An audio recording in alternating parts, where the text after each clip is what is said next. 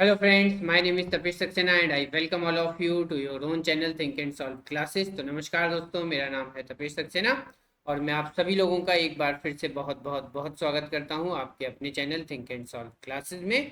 तो आज का जो हमारा क्वेश्चन है बहुत ही इंटरेस्टिंग क्वेश्चन है, ज्योमेट्री एंड मेंसुरेशन का क्वेश्चन है। बहुत सारे डिफरेंट डिफरेंट एग्जाम्स में इस टाइप का क्वेश्चन विद डिफरेंट वैल्यूज़ और सेम वैल्यूज़ हमसे ऑलरेडी पूछा जा चुका है। तो बहुत रेलिवेंट है, बहुत यूज़फुल है, बहुत इंपॉर्टेंट कॉन्सेप्ट है। इसको समझने की कोशिश करते हैं। सबसे पहले हमारा स्टेप नंबर 1 है कि हम क्वेश्चन को अच्छी तरीके से समझ लें। क्वेश्चन ये कह रहा है कि ए बी सी डी जो है वो एक स्क्वायर है। इसका मतलब ये हुआ कि ये जो एंगल ए है, एंगल बी है, एंगल सी है और एंगल डी है, ये सारे के सारे एंगल्स 90 डिग्री के होंगे। एंड वी नो कि जो हमारा स्क्वायर होता है उसकी चारों साइड्स भी इक्वल होते हैं। तो A B, B C, C D और डी ए, ये चारों साइड्स भी इक्वल होने वाले हैं। तो पहली बात तो हमें ये समझ में आ गई। दूसरी बात हमसे ये कही जा रही है कि जो ई एफ है उसकी लेंथ है 6 सेंटीमीटर, एफ सी की लेंथ है 8 सेंटीमीटर और ई सी की लेंथ है 10 सेंटीमीटर। तो ये हमारे पास एक एडिशनल डेटा है और डायग्राम को देखकर हम ये समझ सकते हैं कि पॉइंट ई जो है वो ए डी पर लाई करता है, पॉइंट एफ जो है वो ए बी पर लाई करता है और पॉइंट सी जो है वो पॉइंट सी पर ही, मतलब स्क्वायर के एक वर्टेक्स पे ही लाई करता है। ठीक है। और इन सारी चीज़ों का, इन सारी इंफॉर्मेशन का यूज़ करके हमें ऑब्वियसली ये जो साइड ऑफ द स्क्वायर है ये फाइंड आउट करना होगा और उसके थ्रू फिर हम area of the square A B C D, मतलब कि जो भी हम साइड की लेंथ फाइंड आउट करेंगे उसी का स्क्वायर कर देंगे तो हमारा आंसर आ जाएगा। ठीक है। तो चलिए फिर अगर हम समझने की कोशिश करें कि हमारा सेकंड स्टेप क्या होगा। फर्स्ट स्टेप में हमने क्वेश्चन को अच्छे से समझ लिया। सेकंड स्टेप ये होगा कि हम ये समझ लें कि जो हमारा ई एफ है वो 6 सेंटीमीटर है, एफ सी जो है वो 8 सेंटीमीटर है और ई सी जो है वो 10 सेंटीमीटर है। तो ये जो ट्राइंगल बनेगा ई एफ सी, एक राइट एंगल ट्राइंगल होगा। कैसे? तो हमें पता है कि किसी भी राइट एंगल ट्राइंगल में पाइथागोरस थ्योरम जरूर अप्लाई हो जाता है। या अगर हम उल्टा बोलें कि किसी भी ट्राइंगल में अगर पाइथागोरस थ्योरम ट्रू हो रहा है, उसके दो साइड्स के स्क्वायर का जो सम है वो तीसरे साइड के स्क्वायर के बराबर है, तो वो राइट एंगल ट्राइंगल होता है। तो यहाँ पर अगर आप ध्यान से देखेंगे तो 6 का स्क्वायर है, 8 का स्क्वायर है, दोनों को ऐड करेंगे तो 10 स्क्वायर के बराबर हो जाएगा। ठीक है, ऐड करके देखें। 6 का स्क्वायर होता है 36, 8 का स्क्वायर होता है 64, दोनों को ऐड करते हैं तो 100 आता है जो कि 10 स्क्वायर के बराबर। तो ऐसे बहुत सारे राइट एंगल ट्राइंगल्स हमें दिखाई देते हैं। कभी भी किसी भी ट्राइंगल के तीनों साइड्स अगर हमें गिवन है तो हम सबसे पहले चेक कर लें कि कहीं वो राइट एंगल ट्राइंगल तो नहीं है। और अगर वो राइट एंगल ट्राइंगल है तो फिर हमारे लिए क्वेश्चंस को सॉल्व करना आसान हो जाता है। अब अगर हमको ये बात समझ में आ जाती है कि ये जो ट्राइंगल हमें दिया हुआ है ये एक राइट एंगल ट्राइंगल है, तो फिर हम आगे कैसे बढ़ेंगे। तो आगे बढ़ने से पहले आप सभी लोगों को मैं बोल दूं कि इस तरीके के और वीडियोस और चैलेंजिंग क्वेश्चंस और डिफिकल्ट क्वेश्चंस को पाने के लिए आपको करना क्या है कि वीडियो को लाइक ज़रूर करना है। Please please please like the video. Right, अपने फ्रेंड्स के साथ, अपने ग्रुप्स के साथ इन वीडियोस को लगातार शेयर करते रहें। चैनल को सब्सक्राइब ज़रूर करें और सब्सक्राइब करने के बाद जो हमारा बेल आइकन है उसे प्रेस ज़रूर करें।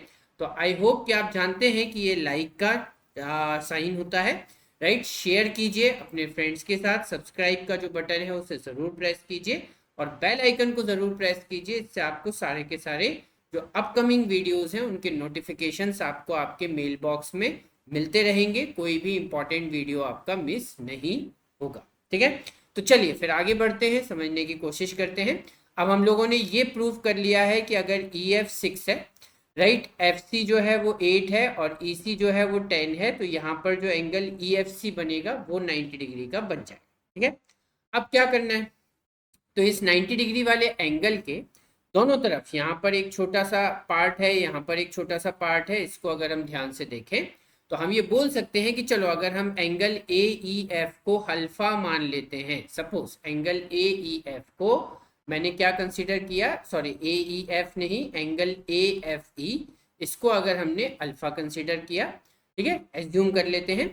और जो हमारा एंगल बी एफ सी है इसको हम बीटा कंसीडर कर लेते हैं। Angle B F C, let us assume कि ये बीटा है। राइट, अब हमें पता है कि किसी भी लाइन के ऊपर जो पूरा का पूरा एंगल होता है वो हमेशा 90 डिग्री होता है। इसका मतलब हमको ये पता चलेगा कि अल्फा, उसके बाद बीच का एंगल तो 90 डिग्री है ही, और उसमें अगर हम बीटा ऐड करेंगे तो तीनों का सम 180 डिग्री होना चाहिए।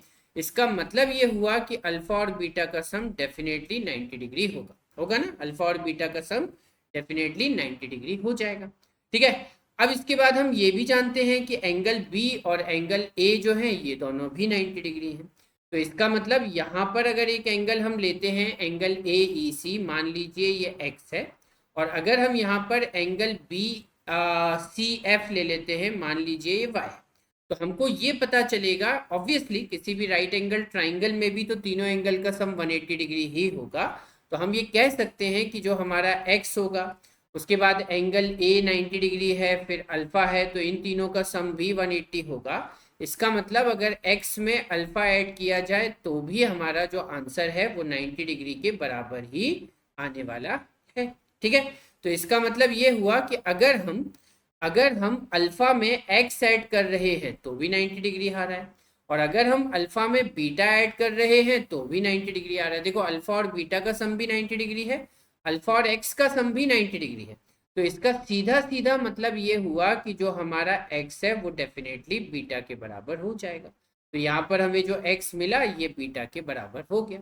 उसके बाद similarly on the same lines अगर हम सोचें तो यहाँ पर जो ट्राइंगल BFC है उसमें एक एंगल है बीटा, राइट, एक एंगल जो बन रहा है वो है 90 डिग्री, और एक एंगल जो बन रहा है ट्राइंगल के अंदर वो बन रहा है y, और तीनों का सम जो है वो डेफिनेटली 180 होगा। ट्राइंगल के तीनों एंगल का सम 180 होता ही है।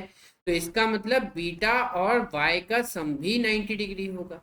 तो again think about it very carefully कि अगर बीटा और y का सम भी 90 डिग्री है तो देखो बीटा में अल्फा ऐड करोगे तो भी 90 और बीटा में y ऐड करोगे तो भी 90। तो इसका क्लियर कंक्लूजन ये है कि y जो है वो अल्फा के बराबर हो गया। तो देखो ये y जो है ये अल्फा। तो अब अगर हम ध्यान से देखें तो हमको एक बात ये समझ में आती है, ठीक है, कि ये जो हमारे पास ऊपर नीचे दाएं बाएं जो ट्राइंगल्स हमें दिखाई दे रहे हैं, इन ट्राइंगल्स में काफी कुछ सेम है, राइट। खासतौर से अगर हम एंगल्स की बात करें तो एंगल्स हमारे सेम है। एंगल ए और एंगल बी दोनों 90 डिग्री के हैं, एंगल ई एफ सी भी 90 डिग्री का है। उसके बाद अगर एंगल ए एफ ई जो है वो अल्फा है तो एंगल एफ सी बी भी अल्फा के बराबर होगा, और अगर एंगल बी एफ सी ये बीटा है तो एंगल ए ई एफ भी बीटा के बराबर होगा। तो अब अगर हम ध्यान से देखें तो जो हमारा ट्राइंगल ई ए सी है और जो हमारा ट्राइंगल एफ बी सी है, तो ये दोनों ट्राइंगल में जो एंगल्स हैं वो अल्फा बीटा और 90 डिग्री के बराबर हैं। इसका मतलब ये हो गए सिमिलर ट्राइंगल्स। और बच्चों अगर ये सिमिलर ट्राइंगल्स हैं तो हम ये जानते हैं कि सिमिलर ट्राइंगल्स के कॉरस्पॉन्डिंग साइड्स का रेशियो हमेशा सेम होता है। ठीक है, वेरी इंपॉर्टेंट। मतलब दोनों ट्राइंगल में अल्फा के ऑपोजिट साइड देखो तो अल्फा के ऑपोजिट साइड देखा तो ए, और छोटे बड़े वाले ट्राइंगल में अल्फा के ऑपोजिट हमें मिल जाएगा एफ बी। ठीक है, उसके बाद अगर हम बीटा के ऑपोजिट देखें तो बीटा के ऑपोजिट हमको छोटे वाले ट्राइंगल में ट्राइंगल ए ई एफ में दिखाई देगा ए एफ, और बड़े वाले ट्राइंगल में हमें बीटा के ऑपोजिट दिखाई दे जाएगा बी सी, राइट। उसके बाद छोटे वाले ट्राइंगल में 90 के ऑपोजिट हमें दिखाई देगा ई एफ, और बड़े वाले ट्राइंगल में 90 के ऑपोजिट हमें दिखाई देगा एफ सी। अब हम जानते हैं कि ई एफ तो 6 है और एफ सी तो 8 है, इसका मतलब ये 6/8, मतलब ये रेशो हो जाएगा 3/4 के बराबर। ठीक है, वेरी इंपॉर्टेंट, इसी रेशो से ही तो हमारी बात बनने वाली है ना। तो चलो अब अगर हम स्टेप नंबर 4 पे देखें तो फाइनली अब हम इस क्वेश्चन को कैसे सॉल्व कर पाएंगे। तो हमें ये पता चला कि ये 6 है ये 8 है, राइट। उसके बाद हमको ये समझ में आ गया कि ए ई और ए ई, यहाँ पर अगर हम अल्फा ले रहे हैं तो अल्फा के सामने ए ई, और यहाँ पर अल्फा लेंगे तो अल्फा के सामने जो हमारा बी एफ है, तो इन दोनों का वही रेशो होगा जो 6 और 8 का रेशो है, मतलब 3/4। तो अगर हम ए ई को मान लीजिए कि हमने 3a की लेंथ एज्यूम कर ली तो बी एफ जो है वो 4a हो जाएगा, राइट। तो हमको ये पता चल जाएगा कि जो हमारा ए ई है अगर वो 3a के बराबर है तो जो हमारा बी एफ होगा वो कितना हो जाएगा 4, right. In the same way अगर यहाँ पर बीटा है तो बीटा के सामने हमको दिखाई देगा ए एफ, और अगर हमारा यहाँ पर बीटा है तो बीटा के सामने हमें दिखाई देगा BC, एंड देन डेफिनेटली इनका भी रेशियो 3/4 होगा। तो अगर EF की वैल्यू जो है वो 3B है, मान लीजिए ये 3B है, तो जो हमारा BC होगा वो कितना हो जाएगा, 4B हो जाएगा। ठीक है, 100% ऐसा होगा। अब हमें ये पता है कि यहाँ पर स्क्वायर की बात हो रही है, इसका मतलब AB और BC जो है वो तो इक्वल होंगे। अब AB की टोटल लेंथ देखो, तो AB की टोटल लेंथ देखोगे तो 3B + 4A and that is equal to 4। इसका मतलब हमको ये पता चल जाएगा कि 4A is equal to B। ठीक है, तो B जो है वो 4A के बराबर है। इसका मतलब अब अगर हम ध्यान से देखें तो हमारे पास एक और राइट एंगल ट्राइंगल है। ठीक है, कौन सा राइट एंगल ट्राइंगल है, अगर हम ट्राइंगल FBC की बात करें तो FBC में हमको ये पता चलेगा कि FB का स्क्वायर प्लस BC का square must be equal to FC का स्क्वायर। ठीक है, तो FB जो है बच्चों वो कितना है, 4A, राइट। उसके बाद हम ये जानते हैं कि BC जो है वो है तो 4B, लेकिन हम B के प्लेस पर क्या लिख सकते हैं, 4A, तो ये हो जाएगा 4 × 4A मतलब 16A के बराबर। तो जो हमारा BC है वो हो जाएगा 16A, और उसके बाद अगर हम FC देखें तो वो 8 है, तो 8 का स्क्वायर हो गया। तो डेफिनेटली अब अगर हम यहाँ पर देखेंगे तो 4 का स्क्वायर मतलब 16 हो जाएगा, 16 का square 256A square and that will be equal to 64। सबको आप 16 से डिवाइड कर दीजिए तो आपको ये पता चल जाएगा कि A का स्क्वायर, राइट, 16 से डिवाइड किया तो 16 × 1 = 16 का तो ये स्क्वायर ही होता है, तो बेसिकली, और ये हो जाएगा 16 4। इसका मतलब हमको ये पता चलेगा बच्चों कि 17A square is equal to 4। ठीक है, 17A square is equal to 4 मतलब A square is equal to 4/17। अब हमें क्या पता करना था, हमें पता करना था स्क्वायर का एरिया। स्क्वायर का एरिया बेसिकली BC स्क्वायर के बराबर होगा। स्क्वायर का एरिया BC स्क्वायर के बराबर होगा और BC कितना है, 16 है। तो जब आप 16A का स्क्वायर निकालेंगे तो वो आएगा 256A स्क्वायर।